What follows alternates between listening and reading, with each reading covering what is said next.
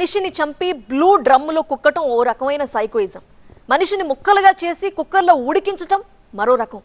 మనిషిని ముక్కలు ముక్కలు చేసి ఉప్పు కారం మసాలా దట్టించి బాస్మతి రైస్తో కలిపి బిర్యానీ వండిన వాళ్ళని ఏమనాలి? నరరూప రాక్షసులే కదా. చెన్నైలో బయటకొచ్చిన ఈ ఘోరం పోలీసుల్ని సైతం వణికించింది.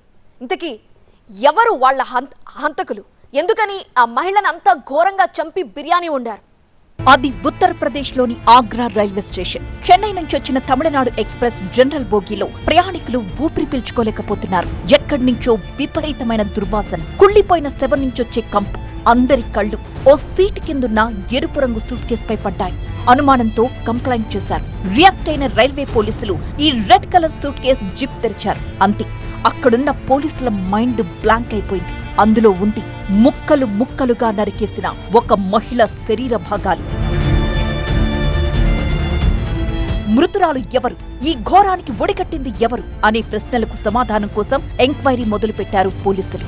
అది తమిళనాడు ఎక్స్ప్రెస్ అవ్వడం, వచ్చింది చెన్నై నుంచి కావడంతో ఉత్తరప్రదేశ్ పోలీసులు తమిళనాడు రైల్వే పోలీసులకు ఇన్ఫార్మ్ చేశారు. కేసుని ఛాలెంజ్ గా తీసుకున్న చెన్నై పోలీసులు ఏకంగా 350కి పైగా సీసీటీవీ కెమెరాస్ ని జల్లెడపట్టారు. చివరకు ఒక్క లీడ్ దొరికింది. ఒక పురుషుడు, ఒక మహిళ ఆ సూట్ కేసుతో రైలెక్కినట్టు గుర్తించారు. వారి వెనకాలే వెళ్లిన పోలీసుల దర్యాప్తు చెన్నై శివారులోని గుడువాన్చేరిలోని ఒక నిర్జనమైన ఇరుకు గది దగ్గర ఆగింది. పోలీసులు ఆ ఇంటి తాళాలు పగలగొట్టారు. లోపలికి అడుగుపెట్టారు. ఇల్లంతా రక్తం మరకలు, గోడలపై రక్తం చారికలు. ఆ ఇంటి వంటగదిలోకి వెళ్లిన పోలీసులకి మరింత దారుణమైన దృశ్యం కనబడింది. అక్కడ మైదాపిండితో సీల్ చేసి ఉన్న ఒక పెద్ద బిర్యానీ పాత్ర ఉంది. పోలీసులు ఆ పాత్ర మూత తీసి చూశారు.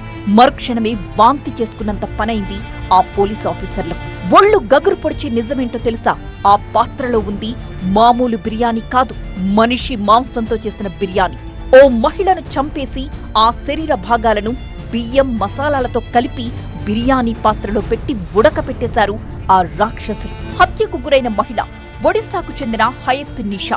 పొట్టకూటి కోసం చెన్నైకొచ్చి తాంబరంలో ఒక ఎక్స్పోర్ట్ కంపెనీలో పనిచేస్తోంది. ఎంతైనా ఒడిశా వాళ్లే కదా అని నమ్మి మాణిక్, భాగమతి అనే దంపతులతో కలిసి ఆ ఇంట్లోనే ఉంటోంది.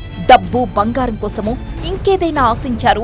ఏదైనా గొడవ జరిగిందో తెలియదు కానీ నిషాని దారుణంగా చంపి ముక్కలు చేశారు. శవాన్ని మాయం చేయడానికి, మృతురాలి ఆనవాళ్లు లేకుండా చేయడానికి కొన్ని భాగాలను సూట్ కేసులో పెట్టి రైల్లో తమతో పాటు తీసుకువెళ్లారు. మిగిలిన భాగాలను బిర్యానీ పాత్రలో వండి నాశనం చేయాలనుకున్నారు. కాని పాపం పండింది. ఈ దారుణం బయటపడింది. వినడానికే అసహ్యమేస్తోంది. ఇలా కూడా చేస్తారా అని నమ్మడానికే భయమేస్తోంది. తోటి మనిషిని చంపడమే కాకుండా ఆ శవాన్ని బిర్యానీ పాత్రలో వండాలన్న ఆలోచన రావడమే అత్యంత జుగుప్సాకరం. ప్రస్తుతం నిందితులు పరారీలో ఉన్నారు. పోలీసులు నిందితులతో పాటు మిస్ అయిన మృతురాలి తల కోసం వెతుకుతున్నారు.